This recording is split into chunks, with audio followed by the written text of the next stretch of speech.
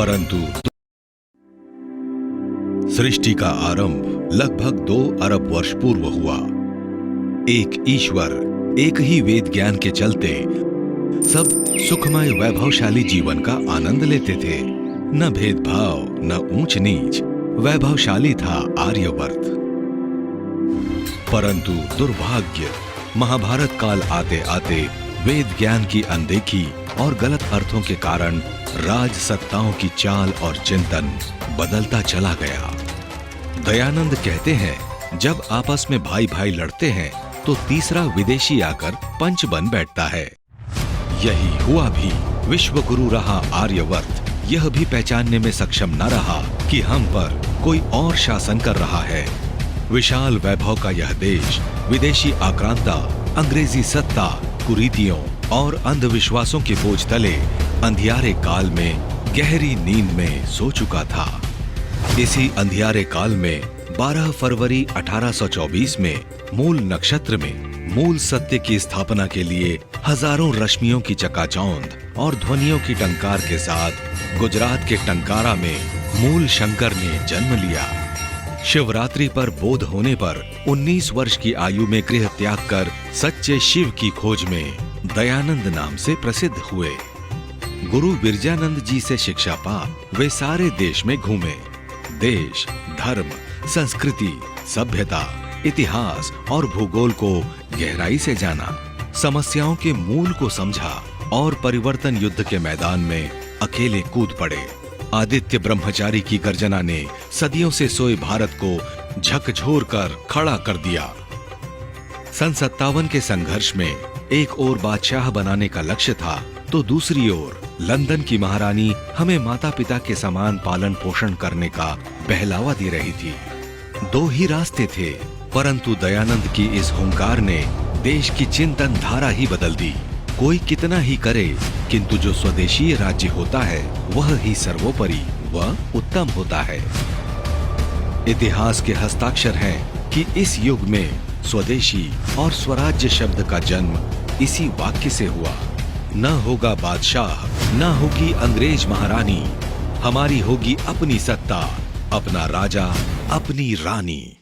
विराट भारत की कल्पना दयानंद ने ही दी।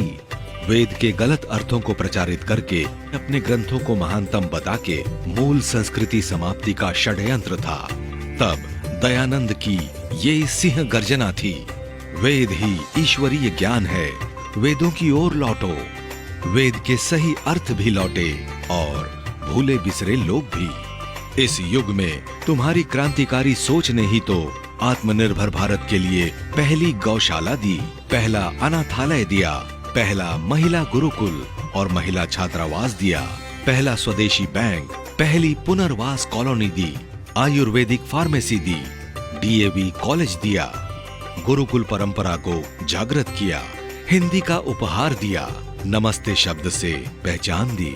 तुम्हारी सोच ने ही डोला पालकी जैसी सैकड़ों प्रथाएं तोड़ी, समुद्र पार जाने का मिथक तोड़ा, विधवाओं को सम्मान दिलाया, महिलाओं को वोट का अधिकार दिलाया, पहली महिला विमान पायलट दी, भगत सिंह, बिस्मिल, लाजपत राय जैसी बलिदान होने वाली सेना दी, तो श्रद्धानंद, श्याम जी, कृष्ण वर्मा जैसे हजारों क्रांतिकारी दिए, मुंशी प्रेमचंद और गुरुदत्त जैसे क्रांतिकारी कलमकार दिए, सैमुअल स्टोक्स को महात्मा सत्यानंद बनाया, तलपड़े जैसी वैज्ञानिक सोच के लोग दिए, जातिवाद तोड़कर आर्य नाम दिया, नया चिंतन, नई सोच दी, सत्यार्थ प्रकाश दिया और अमूल्य उपहार आर्य समाज दिया।